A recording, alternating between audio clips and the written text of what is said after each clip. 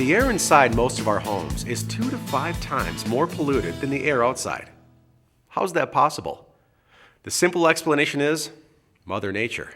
Thunder, lightning, and ultraviolet energy from the sun continually clean the outside air. Indoor air isn't so lucky.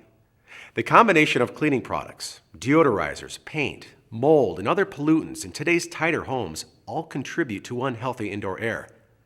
This can result in increased symptoms of asthma, allergies, longer-lasting colds, and more. So what can we do about it?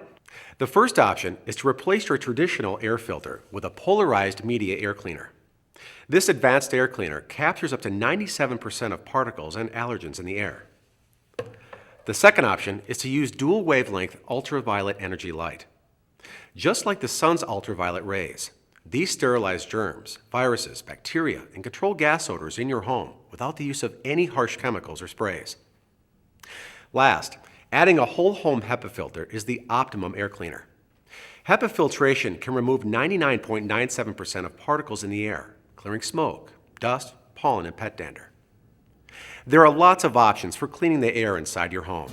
If you need more information on these products, give us a call. We'll be happy to help you out.